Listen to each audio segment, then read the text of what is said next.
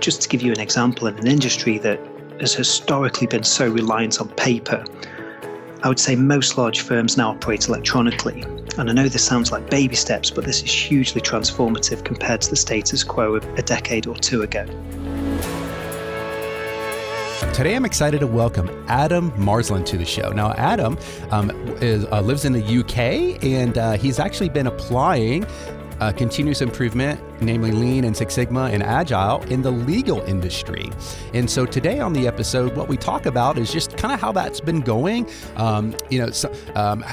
Whether or not it's gotten off to a slow or fast start, and then kind of just where they're at today and how continuous improvement is being used to just improve all aspects of the legal profession. So really fun episode, and as always, Adam is from the UK, so he's got a really awesome accent compared to my broken Ohio, Texas, whatever you want to call it, accent that I have. I don't know. So really fun episode. I think you're going to enjoy it.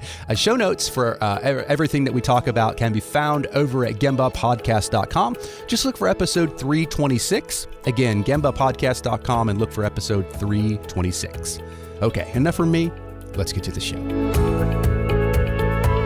Adam, welcome to the show. How are you? Yeah, good. Thanks, Ron. How are you doing? I'm doing well. Thank you. Hey, so where are you calling in from, Adam? So I live in rural England, so it's about an hour or so south of Manchester. So around about just in the northwest, I think, just northwest of the country. Nice. You know, I used to spend some time in England. I will say I've been across much of the country. I've obviously, like everyone, been to London and all that kind of stuff. But I even went to Weymouth. Right. Wow. Which is I think it's on the south, isn't it? Weymouth. Yeah. South coast. Yeah, I went there.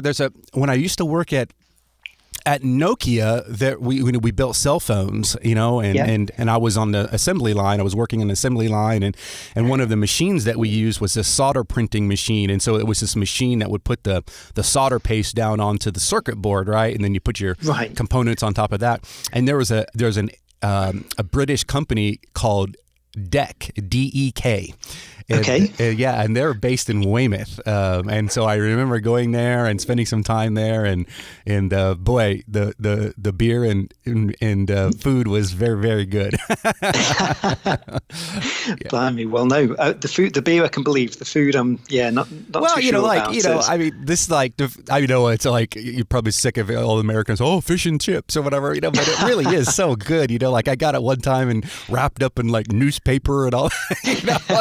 It's kind of disgusting, but it's so good. Yeah, I agree. Yeah, and so, and before we get started, Adam, we were talking before we hit record that obviously you work in the legal profession and different rules than all of us play. So, I think you have maybe a little statement that you want to share?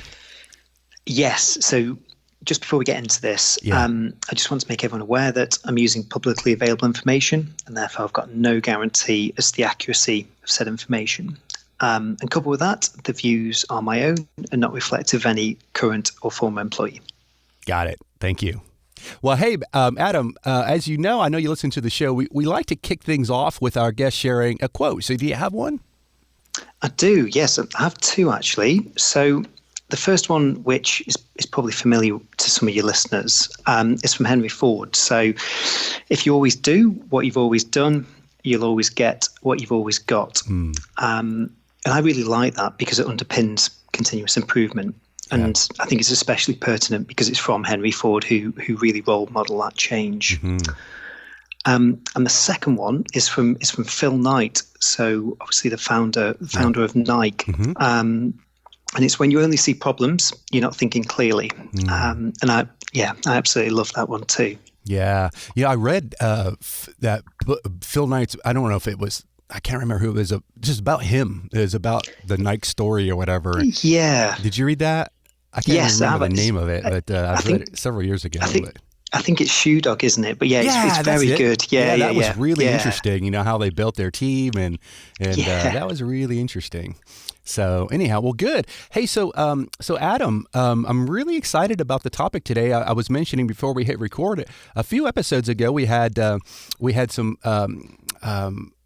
topic of lean in the legal profession here in the States, an organization was just kind of dipping their toe in. So it's fun to talk to you about continuous improvement in the legal industry, and in particular, I will also want to get an idea of how things are going for you in the UK, as it relates to lean, and maybe you can talk about that a little bit. But before then, Adam, why don't we talk a little bit about your background? Tell us about how you first got introduced to continuous improvement, and then tell us what you're up to these days. And I know you're in the legal profession, so let's probably best not to name any law firms or anything like that. I don't need any cease and desist letters or anything.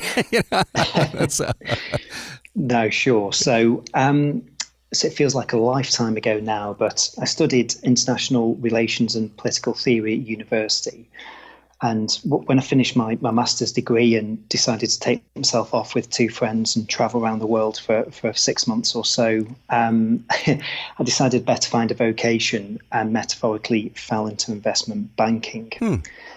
So this was late 2007. Okay.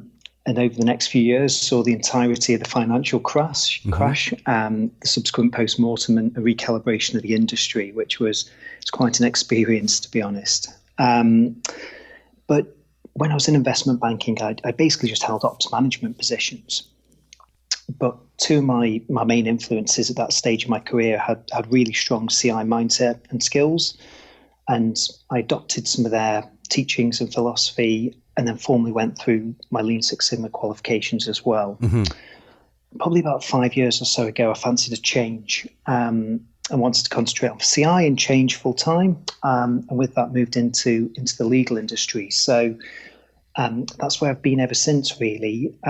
So I generally work on Lean Six Sigma, big programs of work, and building up training and culture. But I also dip a little bit into the more agile and waterfall project delivery as well. So how's it going as far as adoption within the legal industry? Is it easy, hard, medium? It's quite difficult, to be honest, to really relate that to how other industries are. I mean, obviously, if you compare it to the motor industry, for example, it's obviously several stages back. It's quite interesting, really, because I suppose taking a step back, the discipline of law has historically relied on intelligent and highly educated professionals applying their judgment and expertise to situations. And if you add complexity in there by considering the wider systemic influences that law, to an extent, will always be swayed by reputation and partner relationships. So the end product's always going to be highly bespoke, or I suppose in our lexicon, a variable output.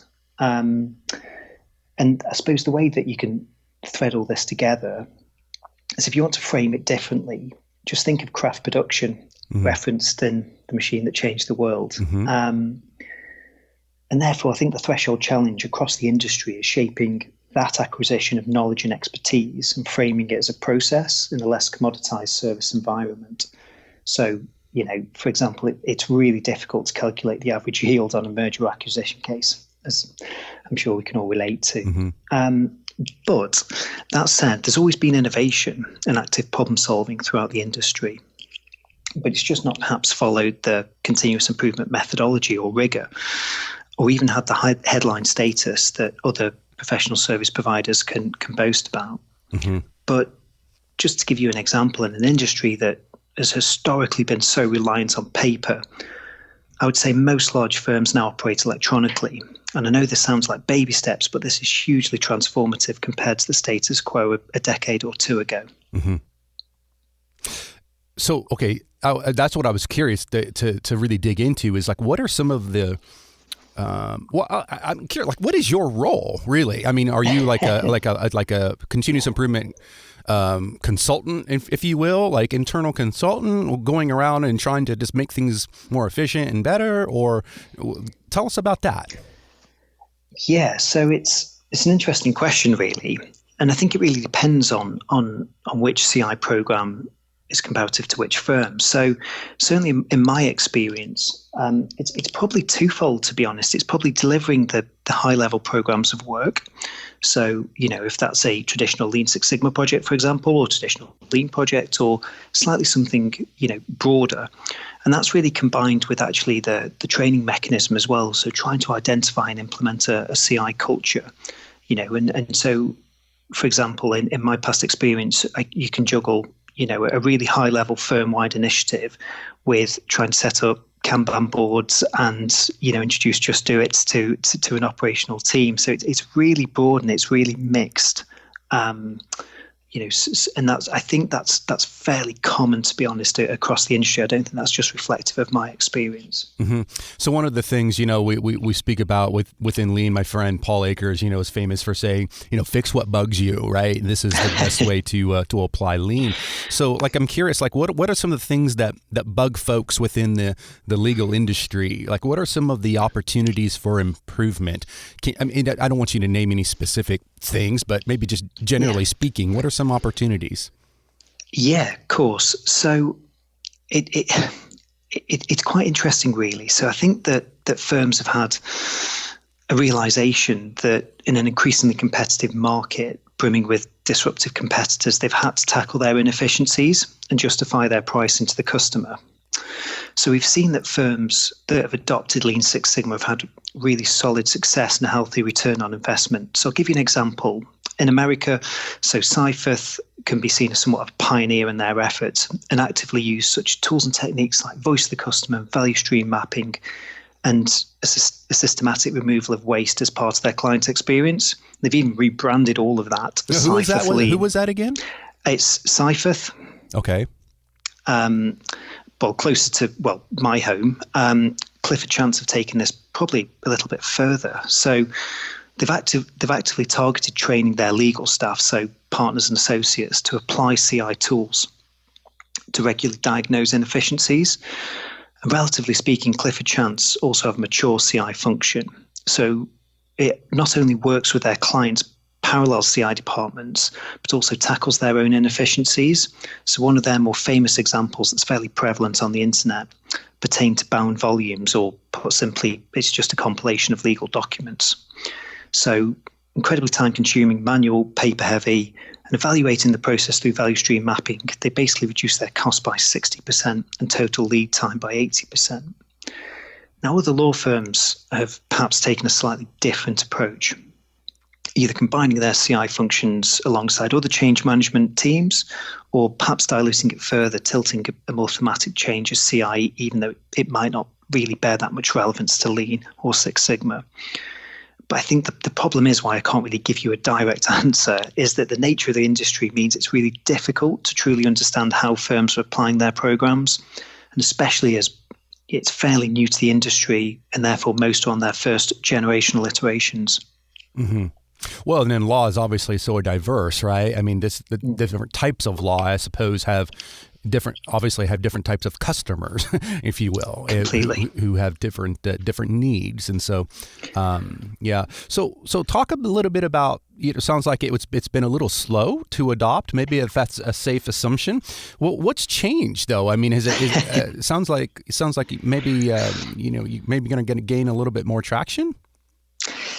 Yeah. So in recent years, I think there's been several emerging challenges in the sector that have prompted a change in approach. So touching on these briefly, thematically, law firms have increasing pressure to justify margins, and there's an industry-wide response to technology-led innovation and a purposeful shift in overlapping direction between large law firms and professional service providers.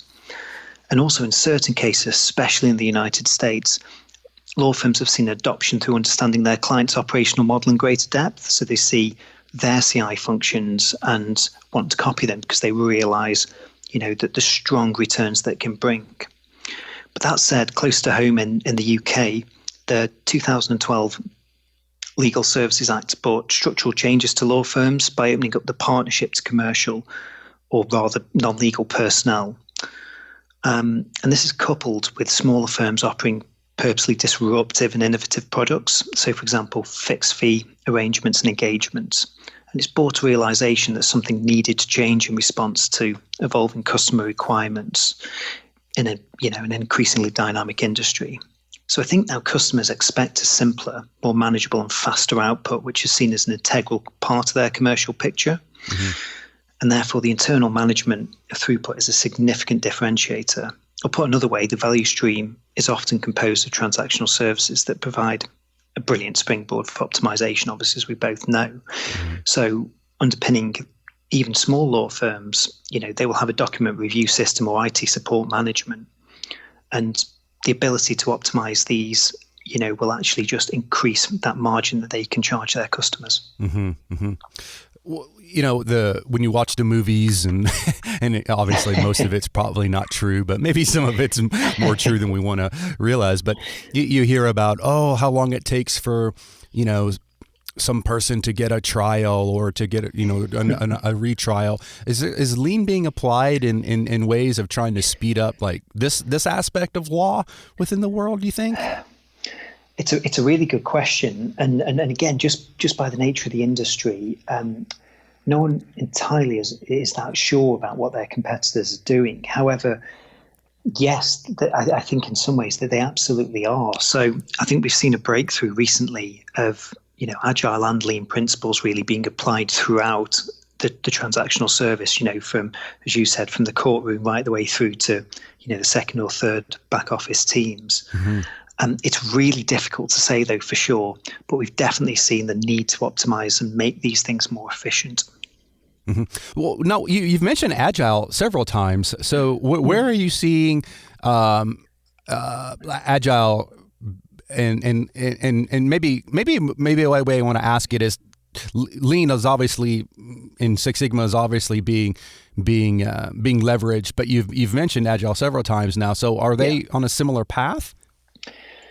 Yeah, really interesting question. And obviously having listened back to a few of your podcasts, we've obviously seen an explosion regarding the adoption of agile across different industries. Mm-hmm. So just in the US, it's so diverse. So the National Public Radio have used agile methodology to create new programming, John Deere to refine agricultural machinery, and Saab in the production of fighter jets. And relatively speaking, we've also seen that in the legal industry. So firms are increasingly adopting agile principles, especially relating to their IT software development, as I'm sure you can imagine. Mm-hmm. However, that's probably oversimplifying agile's impact. Mm-hmm. So smaller firms such as Axiom and Rocket Lawyers have used agile principles since their inception to provide a flexible service.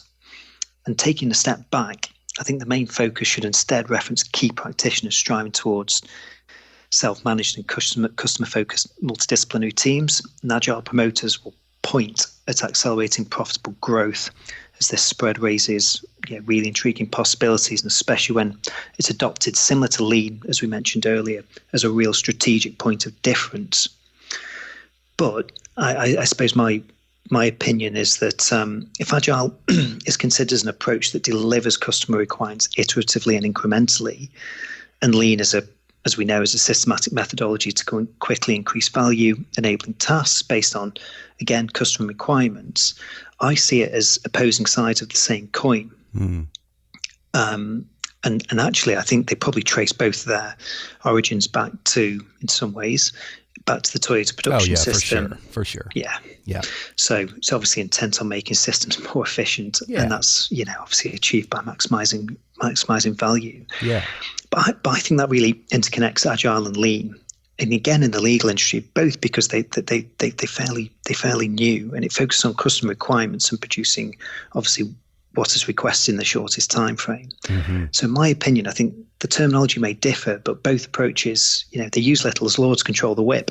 And I mean, I'm not sure actually the directional flow in different industries, but I think in response to the legal industry's evolution and changing circumstances, it wouldn't come as a surprise to me that both approaches, well, firstly, that they've been utilized, but then secondly, that actually we may see a cross-pollination of both approaches going forward. So, maybe running PDCA cycles within a sprint time box or vice versa, or using Moscow prioritization to work through what to tackle on a value stream map, for example. So it really wouldn't surprise me whatsoever to see almost emerging between the two. Mm-hmm.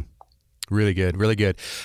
So what's your take on if you do like a State of the Union, if you will, on continuous improvement within the UK, just in general? What are you seeing in other industries and just abroad? What are you seeing? Yeah, I think it's really positive.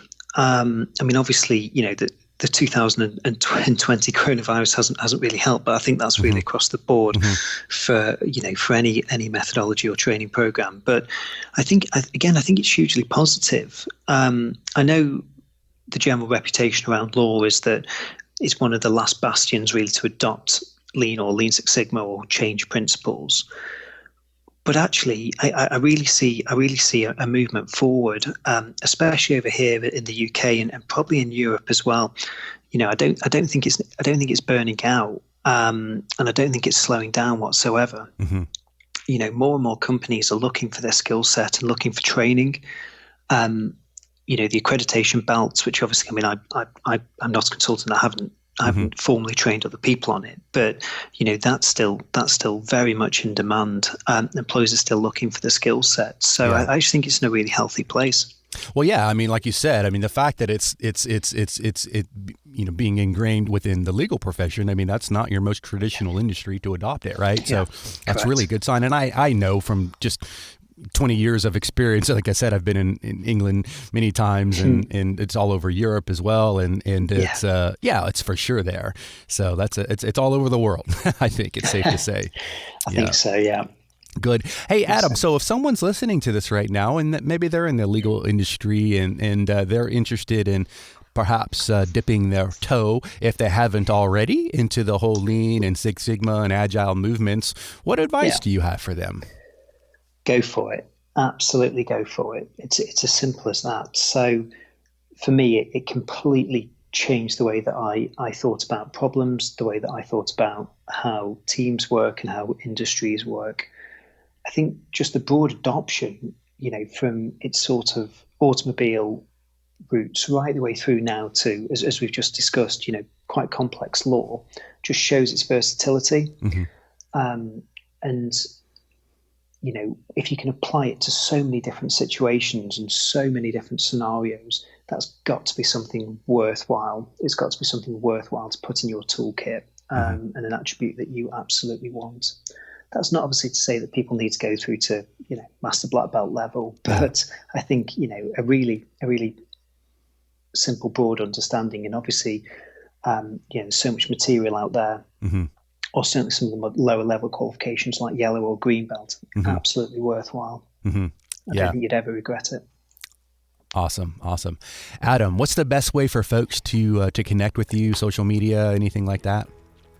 Yes, so I'm on LinkedIn. You'll have to forgive the horrible cheesy grin that will greet you, but yes, if you just search for AP Marsland, so P as in Papa, so AP Marsland on LinkedIn, and you should find me on that. Okay, and we'll link to that in the show notes, so folks can just come straight to the show notes, and we'll put it out there. So this is episode 326. So just go to gembapodcast.com, look for episode 326, and we'll link to Adam's LinkedIn.